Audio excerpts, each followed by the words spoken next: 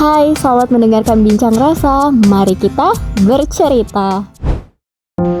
Halo Sobat Rasa, selamat mendengarkan kembali di hari Sabtu ini.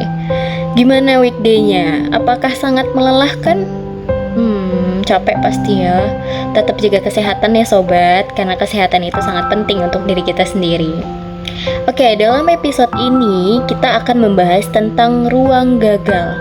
Kita semua pasti pernah merasakan kegagalan, entah itu dalam pekerjaan, hubungan, atau pencapaian pribadi. Namun, bagaimana jika kita bisa mengubah cara pandang kita tentang kegagalan? Bagaimana jika kita bisa melihat kegagalan sebagai bagian penting dari perjalanan kita, daripada akhir dari segalanya? Mari kita ciptakan ruang yang aman untuk berbicara tentang kegagalan dan apa yang bisa kita pelajari darinya. Apa itu ruang gagal?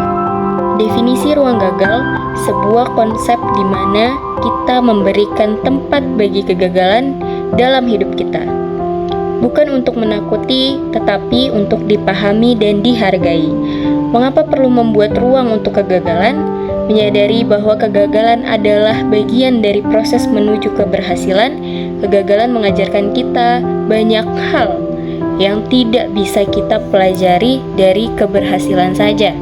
Kenapa bisa kita takut akan kegagalan? Alasannya ada beberapa seperti stigma sosial, masyarakat cenderung menghargai kesuksesan dan melihat kegagalan secara negatif, sehingga kita takut akan penilaian orang lain. Takut dianggap tidak mampu. Kegagalan bisa membuat kita merasa malu atau merasa tidak kompeten, yang berdampak pada harga diri. Pengalaman buruk sebelumnya. Pengalaman gagal di masa lalu yang menyakitkan dapat membuat kita takut mengalami hal yang sama. Takut akan konsekuensi. Kegagalan bisa membawa konsekuensi nyata seperti kehilangan pekerjaan, uang, atau hubungan. Ketidakpastian. Kegagalan seringkali berarti menghadapi ketidakpastian yang bisa membuat kita merasa tidak aman. Menurut gue, bahwa kegagalan itu bukan akhir ataupun suatu hal yang harus disesali. Karena dari kegagalan kita bisa belajar menjadi lebih baik dari sebelumnya. Sejatinya kehidupan ini hanya untuk belajar. Belajar dalam ilmu akademi ataupun non-akademi. Cara gue mengatasi kegagalan dengan menerima terlebih dahulu dan meresapi kesedihan atau penyesalan yang ada. Lalu setelah itu bangkit untuk mencoba membenahi yang sudah gagal mulai dari awal lagi. Apapun itu, berusaha untuk tetap fokus menjalaninya.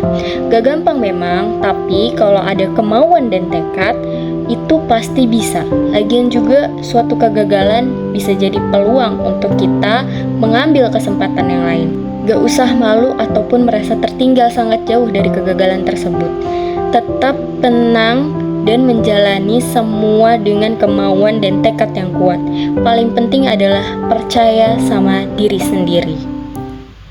Baiklah, sekian dulu ya. Terima kasih sudah mendengarkan. And see you next time. Dadah!